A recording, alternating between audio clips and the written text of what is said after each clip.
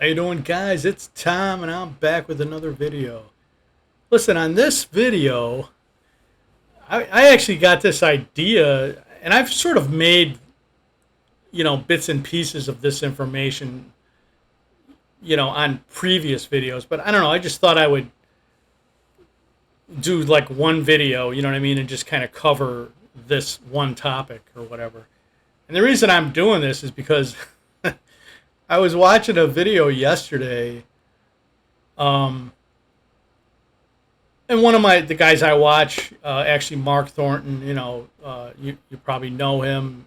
He has a channel, Every Man Has a Story, and he interviewed a guy yesterday who was like couldn't access his money apparently for a long time and had been here for I guess at least definitely over 3 years because he said he was overstaying his visa.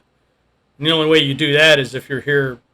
Well, I mean, you could be here less than 3 years and just not renewed your visa when you should have, like in the previous whatever, after 2 months, after 6 months, after whatever your original visa was good for, right? So I don't know, but it seems like he'd been here for a while, for let's just say several years or whatever, right? And the guy was like, he's saying he's destitute and all this. And I'm watching this guy and I'm thinking, I don't know, man, he doesn't look like you know what I mean? Like something was missing or whatever. Something was weird about it, like, I don't know. And I still don't know, I'm curious to see the follow up on this guy, you know what I mean? The follow up video on this guy. But, um, but the bottom line was, so Mark's asking him like, well, so you don't have any? I mean, you don't have money in the U.S. or you do have money in the U.S. but you're locked out on it because you're in another country? Like your bank has locked your account or frozen your account? And he's like, yeah. And so Mark asked him like, how much money did you have? And he goes, or do you have? And he says, oh, hundreds of thousands of dollars. I'm sorry, man. But I mean, I was just like, I'm watching this and I'm like, are you kidding me, man? Like 401k. And this guy looked, I mean, I don't know, I could be wrong, but he definitely looked like he was more than 59 and a half years old. He didn't look old, but, he looked like he was my age or whatever, 60 or whatever. So it's not a matter of like, right, not being able to age-wise access your money as freely as you would be if you wait till you're 59 and a half, with those 401k accounts. Okay. So I was like bewildered by this video. You know what I mean? I was just like, oh my God, like this guy basically he didn't do the basics, right? There's some basic stuff that you do have to be cognizant of and aware of and have to take care of things before you come here to live, right? There's just basic things. And I kind of rattled down some stuff, but I wrote down some stuff here. But, like, okay, the most important thing, right? If you want to be able to sort of still maintain your Western bank accounts and stuff like that a lot easier, and other stuff, too. It's not just bank accounts, but, well, it'd be credit cards, too, right? Credit cards and just other things. You definitely need to have a U.S. address, okay? And whether you use one of these mailbox companies that will give you an address, it'll look like a street address. It won't be a P.O. box like the post office does, because sometimes they don't allow, like banks, they don't want to see P.O. boxes as your address. They want to see a regular looking address, even if it's a unit number or a suite number, and that's actually your box number. You know what I mean? For your address, as if you were living in a condo or something, right? So anyway, but that's like number one.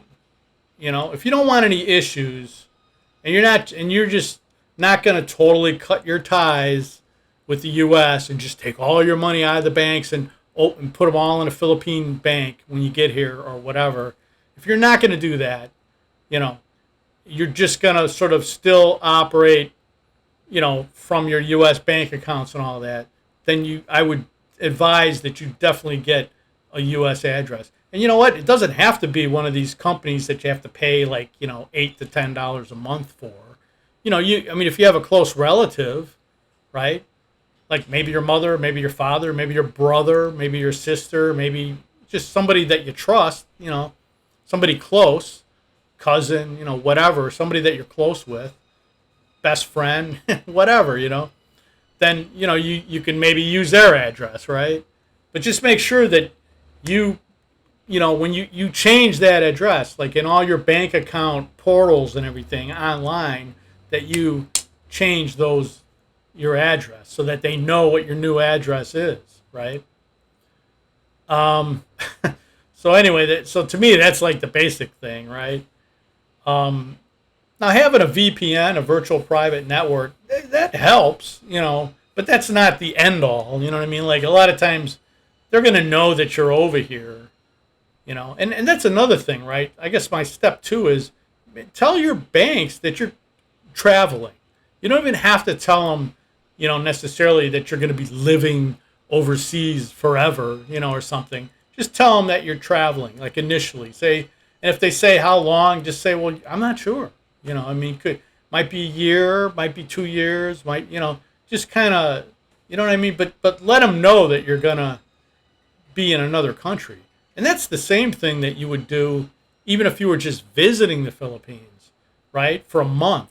You would want to tell your credit cards, your debit cards, your banks, whatever, that, hey, I'm going to be here for a month, so just in case. And I probably won't be using this particular card, so if there's any charges, it ain't me, unless it's an auto charge, like an auto bill charge, You know what I mean? So you got to let your financial institutions know that you're visiting or traveling overseas, okay? That's a big one, And like I said, a VPN, I mean, yeah, it's good to have. VPNs are great, especially for streaming, streaming apps and stuff like that. You can watch like U.S.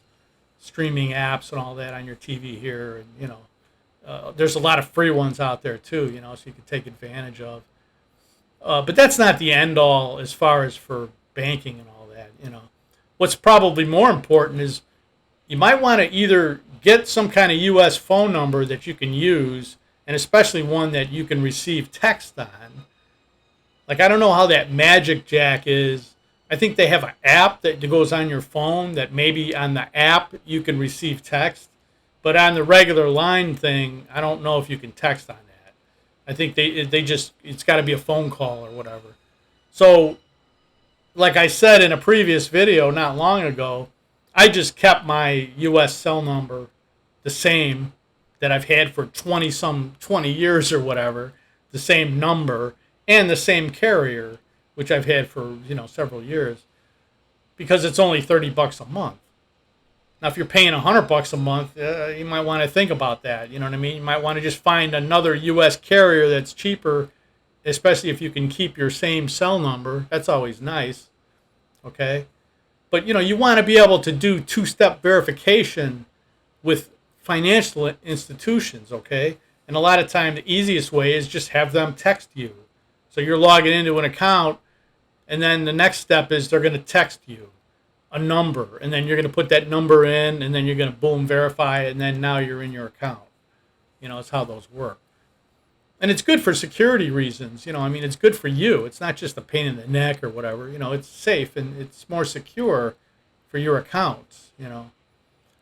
There's also a Google has an app, an authenticator app that you can also use on a lot of financial, websites, which those codes change like every 30 seconds. So it's very secure, you know what I mean? But anyway, so the bottom line is it's good if you can keep your cell phone and your carrier, the same carrier, preferably.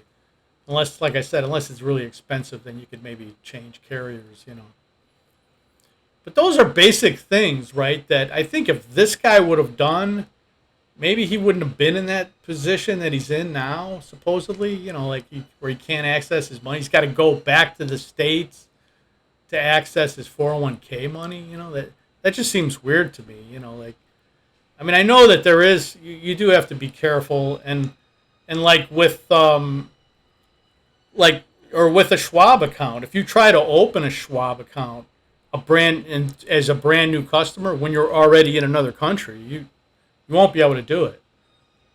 You know, they might let you do an international account, but then you have to put a lot more. You have to have like a minimum of, I've heard $75,000, but I think when I looked it up, I could swear it was 25,000. Dollars that you have to have in their account. Minimum. So that's not always feasible for a lot of guys. You know what I mean? But again, if you have a U.S. address and if you still own a property, in your hometown or wherever, you're renting it out, that helps, I think. But you never know. They couldn't eventually, like even with my account, they might. I just sort of had to call them up to verify that I was still, basically had a U.S. address and all that. And who knows? I mean, in another year or two, they could cut me off. They could just say, well, it looks like you're, not going to be living here or whatever, blah, blah, blah, Or they can say, or you have to convert to an international account. And if you can't do that, then you just have to liquidate, take your funds out, and we're closing your account. That's how they do it. They don't freeze your money, by the way.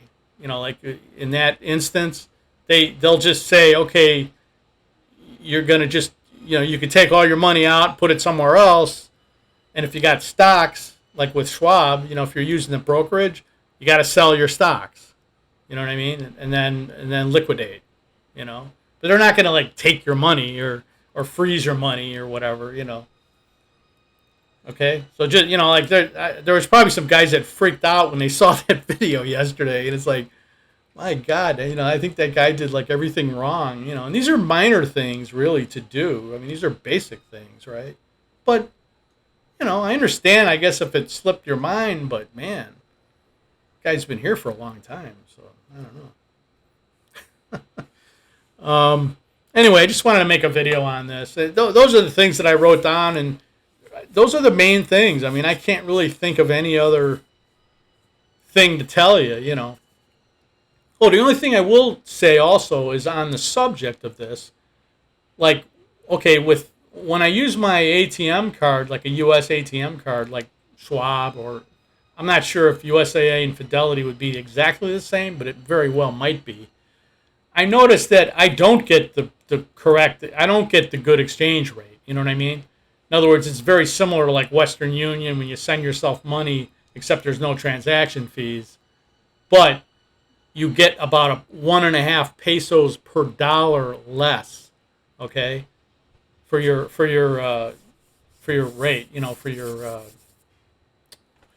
for your rate. I can't think of the word now.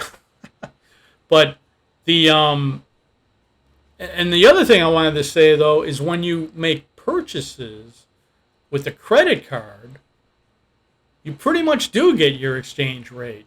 At least I've been getting it, like at a major store or something like that. Here, if you use your actual like a U.S. credit card, I'm pretty much getting the exchange rate because I see how many pesos it is, and then I see how much dollars I'm being charged, from the card company, and you could figure out what the exchange rate from that.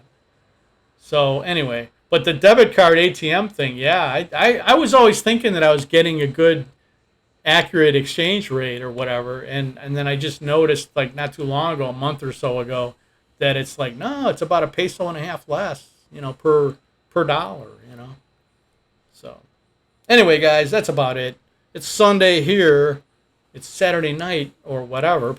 It's actually early Sunday morning in the U.S. So have a great Sunday, you guys, and watch some football for me, will you? And please like, comment, subscribe, share. And I hope the Bears can win one game finally. Jesus, they're 0-3, At least the Packers lost, I think, the other day, so that's a good thing, if you're a Bears fan. All right, guys.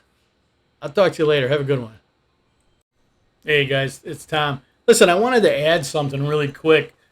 you know, with these mailbox companies, right? For example, that I mentioned earlier in the video, and the difference is between them and, like, say, just having a PO box, right?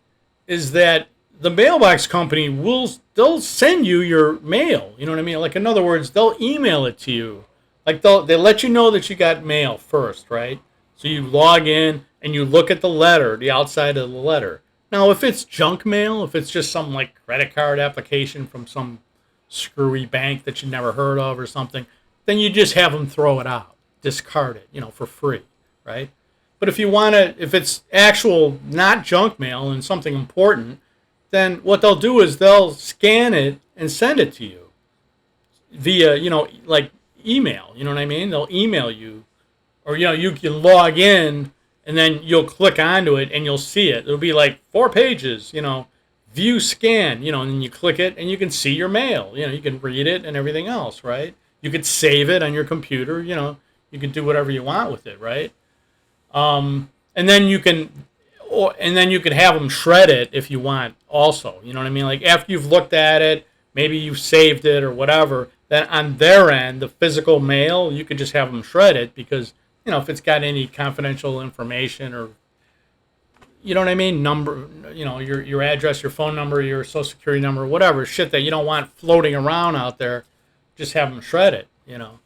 So it's kind of it's a good service, you know. It's not like just a PO box, you know what I mean, where, you know, they'll just send you a picture of the outside and then you got to send somebody over there to pick it up for you or something, or I don't know how you would do that, but you know what I mean? Like, oh, my brother, you know, can you go over there and pick up my mail for me and then send it to me and open it for me and blah, blah, blah, you know. The mailbox companies do that, you know what I mean, for you, you know. So it's a pretty good system, you know. But I just wanted to add this just in case you were wondering, you know, about it. It's a pretty interactive system, you know what I mean? Like, it's really, like, you can actually see your mail and everything. And if it is something physical that needs to be picked up, well, maybe if you have a family member or a friend, they can pick it up for you. You know, you can physically go there and pick it up for you, you know. If you had to, you know what I mean? Or then whatever they got to do, you know, if they got to send it to you or something you have to have over here, you know, you can work that out, you know, with your relative or whatever. So, all right, guys, that's it. I just wanted to add that. All right, I'll see you later.